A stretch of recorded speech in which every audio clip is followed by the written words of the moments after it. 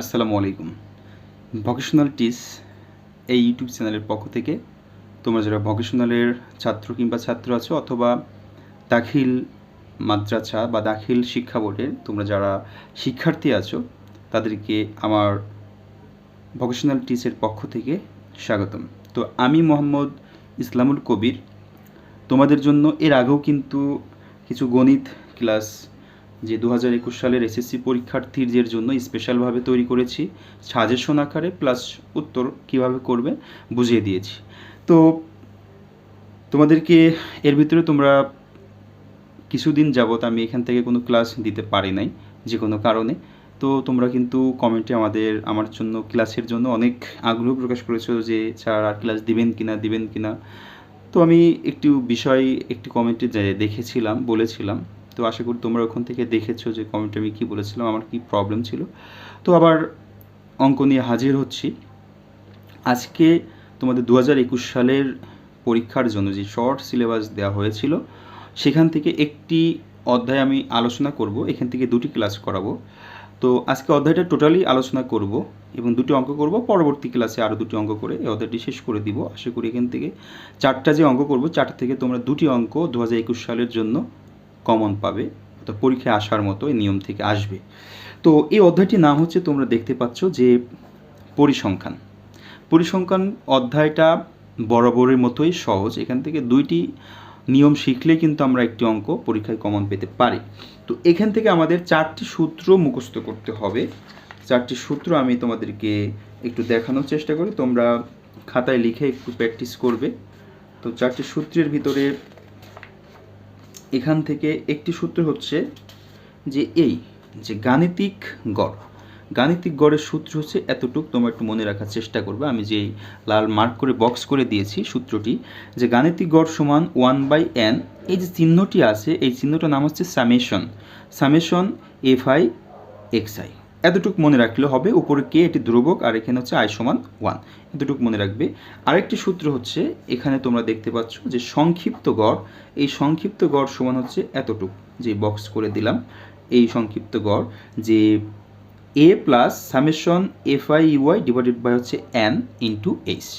এখান থেকে গড়ের দুটি সূত্র আর দুটি সূত্র তোমাদেরকে শিখতে হবে। সেটি থেকে আজকে দুটি অঙ্ক নিয়ে আলোচনা করবো। এখান থেকে একটি অঙ্ক তোমাদের পরীক্ষায় আসবে, কমন পড়বে, যেটি হচ্ছে এই যে একটি সূত্র তোমরা দেখতে পাচ্ছ, যে মধ্যক নির্ণয়ের সূত্র। এই সূত্রটা এই যে মধ্যক সমান, এই যে বক্স করে দিলাম, এই সূত্রটা তোমরা একটু প্র্যাকটিস করবে, মুখস্থ করবে, যে মধ্যক সমান l plus n/2 minus fc into h/fm। এই সূত্র ইউজ করবে। আর একটি সূত্র, লাস্ট যে সূত্র কথা বলতেছি সেটি হচ্ছে প্রচুরকের সূত্র। হ্যাঁ, এই যে প্রচুরক সমান, এই সূত্রটা মনে রাখবে, যে প্রচুরক সমান l plus f1 divided by f1 plus f2 into h। এই চারটি সূত্র থেকে আমরা যদি এখান থেকে আমি দুটি অঙ্ক তোমাদের পরীক্ষার আগে আরেকটি স্পেশাল সাজেশন ক্লাস করাবো। সেই স্পেশাল সাজেশন ক্লাস করতে হলে অবশ্যই কিন্তু এই ক্লাসগুলো তোমাদের মাথায় রাখতে হবে, না হলে ওই অঙ্কগুলো বুঝতে পারবে না। সেখানে শর্ট একটা সাজেশন দিব, 100 মার্কের বা 30 মার্ক, তোমাদের যে প্রশ্নগুলো যেভাবে আসে এরকম দুটি সেট দিব। দুটি সেট থেকে আশা করি তোমরা 100 মার্কস কমন পাবে, 100% কমন পাবে। তো এই সূত্রগুলো থেকে আজকে আমি যে অঙ্কটি দেখাবো সেটি হচ্ছে প্রচুরক নির্ণয় আর মধ্যক নির্ণয়। এই দুটি অঙ্ক দেখাবো একটা সারণী থেকে। হ্যাঁ, তো তোমাদের পরীক্ষায় এরকম এই যে সারণী দেখতে পাচ্ছ, এরকম সারণী দেওয়া থাকবে। সারণী থেকে মধ্যক, প্রচুরক, গড়, গাণিতিক গড়, এই যে কোনো একটি প্রশ্ন আসতে পারে। তো আমি একটি সারণী তোমাদের দেখাচ্ছি। এই সারণী থেকে আমি অঙ্ক দুটি করার চেষ্টা করব। যে সারণীটা হচ্ছে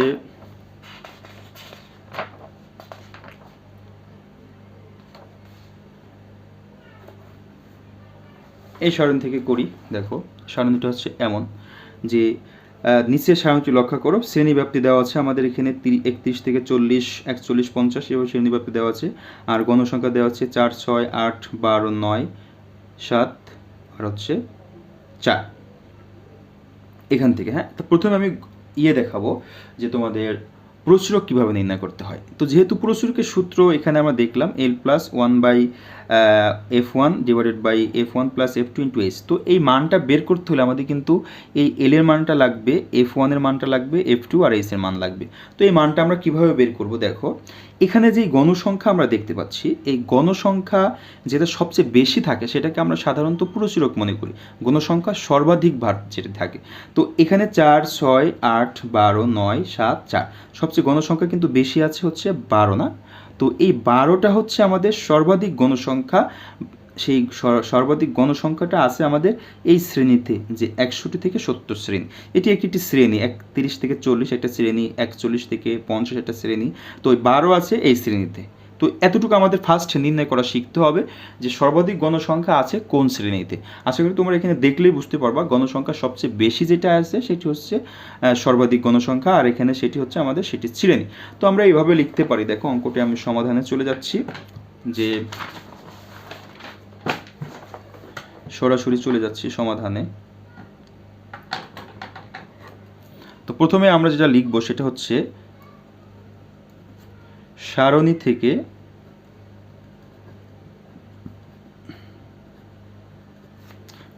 থেকে প্রচুরক নিম্নরূপ। প্রচুরক নিম্নরূপ এটা লিখব।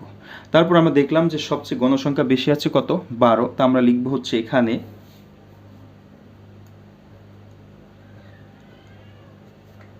গণসংখ্যা কত ছিল? গণসংখ্যা 12, সর্বাধিক বার আছে কোন শ্রেণীতে? আবার একটু তোমাদের দেখিয়ে দিই, যেখানে 12 আছে হচ্ছে 61 থেকে 70 শ্রেণীতে। হ্যাঁ, তো 61 থেকে 70 শ্রেণীতে, এটা আমি লিখে নিচ্ছি, আছে 61 থেকে 70 এই শ্রেণীতে। তো এই শ্রেণীটা হচ্ছে আমাদের প্রচুরক শ্রেণী। এটা নির্ণয় করলাম এই কারণেই, আমরা যেই সূত্র দেখব একটু পরে, যে দেখো এখানে এল হচ্ছে যেই শ্রেণীতে প্রচুরক আছে সেই শ্রেণীর নিম্ন সীমা। তো নিম্ন সীমা বলতে 61 থেকে 70 শেষ হয়েছে, সবচেয়ে ছোট শুরু হয়েছে কোথা থেকে? 61। এটি হচ্ছে নিম্ন সীমা, এটা L1 এর মান। এরপর F1, হ্যাঁ, F1টা কি দেখো তোমাদের একটু দেখায়। এই যে F1 মানে হচ্ছে যেখানে গণসংখ্যা আছে সর্বাধিক 12 থেকে তার আগের সংখ্যাটা হচ্ছে বিয়োগ। তো 12 আগের সংখ্যা, 12 আগের সংখ্যা কত আছে? 8। এই 12 থেকে 8 বাদ দিলে আমাদের F1 এর মান বের হবে, আর 12 থেকে পরের সংখ্যা বিয়োগ করলে হচ্ছে F2 এর মান বের হবে।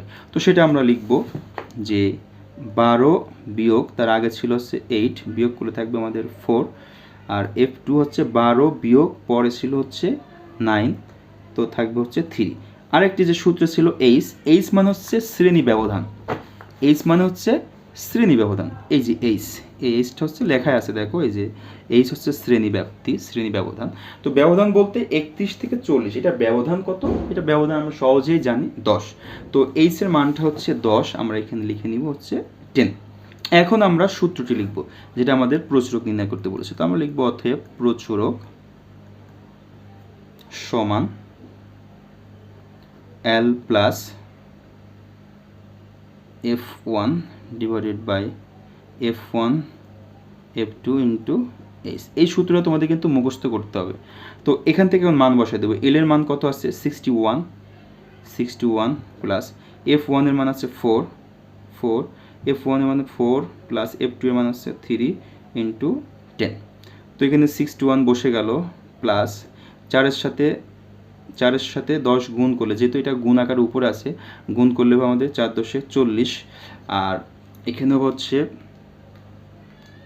নিচে 4 আর 3 যোগ করলে হবে 7। তো এখানে নিচে থাকতেছে 7। এখন 40কে আমরা কি করব? 7 দিয়ে ভাগ করে দিব। তো আমাদের ভাগ করলে থাকবে হচ্ছে 5.714। তো 5.714 এর সাথে যদি 61 যোগ করি তাহলে আমাদের হবে কিন্তু 66.714। এটি হচ্ছে আমাদের উত্তর, 66.714। আমরা প্রায়ও দিতে পারি এখানে। তো এটি হচ্ছে সারণী থেকে প্রচুরক নির্ণয়, আশা করি বুঝতে পেরেছো। তো এই অঙ্কটা তোমাদের কিন্তু অবশ্যই শিখতে হবে। এরপর আমরা এই সারণী থেকেই প্রচুরক মধ্যক বের করব। এই সারণী থেকে এটা যা আছে তা এখান থেকে আমরা মধ্যক নির্ণয় করব। মধ্যক বিষয়টা হচ্ছে সারণী একই জিনিস, এখান থেকে প্রচুরক মধ্যক তোমার হচ্ছে গড়, গাণিতিক গড়, সংক্ষিপ্ত গড়, এই চারটি যে কোনো একটি প্রশ্ন আসতে পারে এরকম সারণী থেকে। আরও একটি বিষয় আছে যে আমাদের অজীব রেখা বা বহুভুজ আয়তলেখ, এটাও আমরা শিখবো। তার মানে আমাদের কিন্তু ক্লাস করতে হবে টোটাল 3টি। প্রতিদিন আমরা এক এক ক্লাসে 2টি করে অঙ্ক করবো। হ্যাঁ, তো এখন আমরা এখান থেকে শুরু করবো হচ্ছে মধ্যক। তো মধ্যক বের করতে হলে একটা বিষয় তোমরা মনে রাখবে যে মধ্যক বের করতে হলে কিন্তু ক্রমযোজিত গণসংখ্যা বের করতে হবে। ক্রমযোজিত গণসংখ্যা, তো এই সারণী থেকে ক্রমযোজিত গণসংখ্যা বের করার পদ্ধতিটা আমি দেখাই দিচ্ছি। দেখো,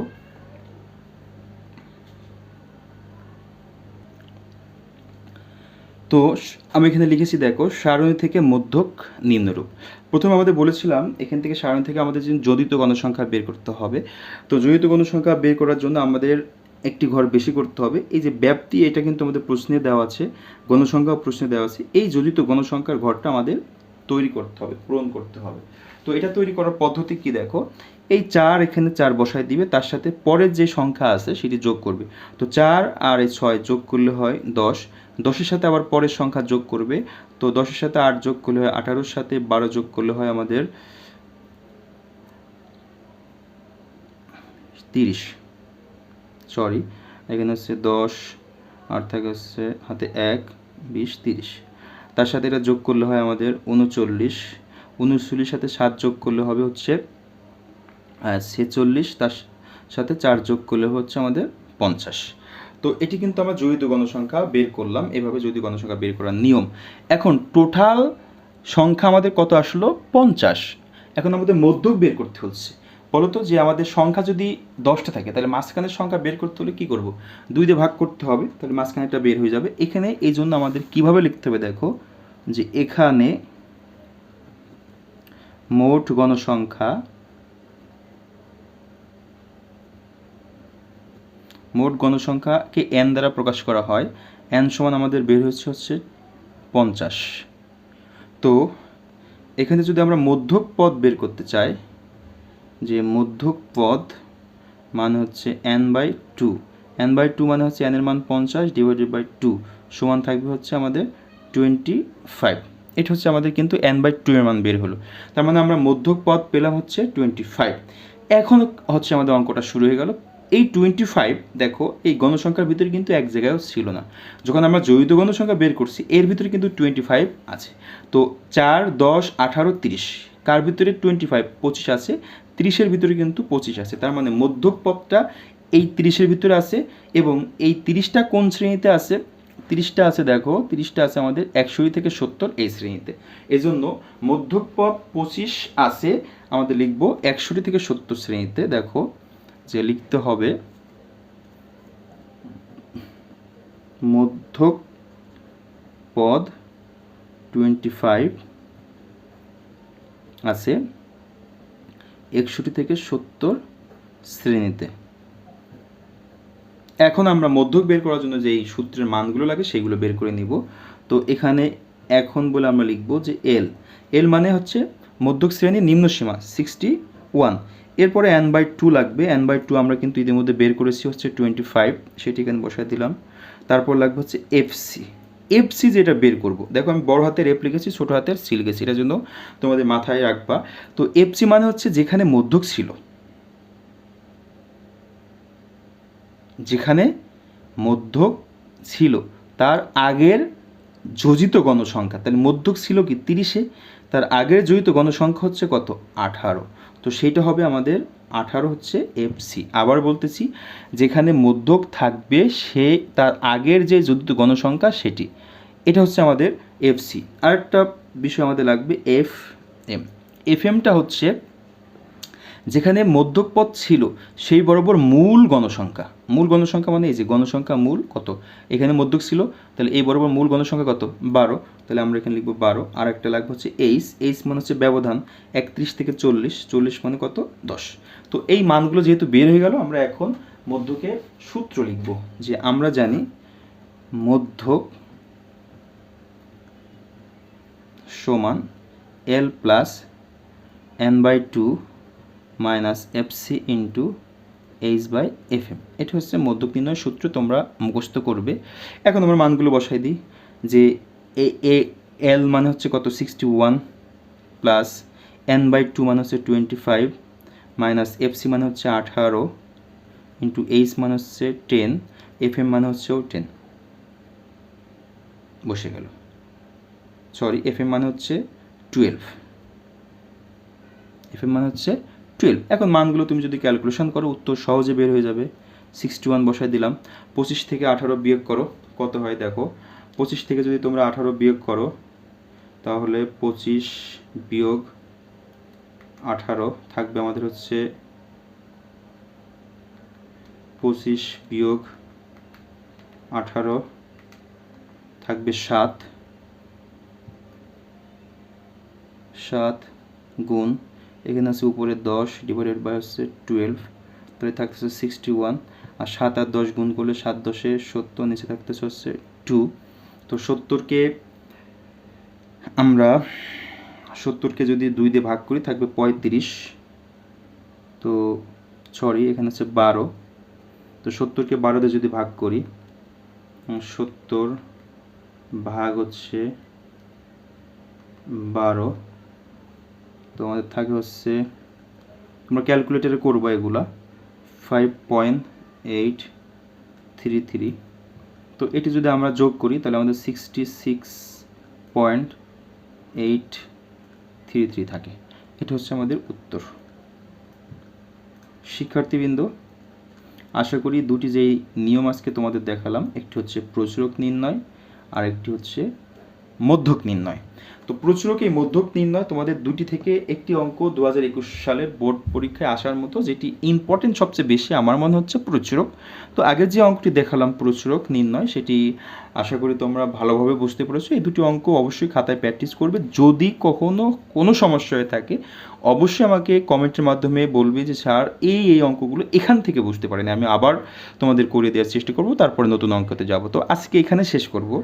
আর তোমাদেরকে একটি কথা বলি যে আমার চ্যানেলে আজকে যারা তোমরা নতুন অঙ্কগুলো দেখতে পাচ্ছ তারা অবশ্যই চ্যানেলটিকে সাবস্ক্রাইব করবে, কারণ আমি সাবস্ক্রাইব সংখ্যা বেশি হলে অঙ্ক করতে একটু উৎসাহ পাই, এবং লাইক ও কমেন্ট দেখলে আরও বেশি উৎসাহ পাই। আর বন্ধুদের মাঝে যদি শেয়ার করো তো আরও বেটার। তো আজকে এখানে শেষ করব, তোমাদের দীর্ঘায়ু কামনা করে শেষ করছি। আসসালামু আলাইকুম।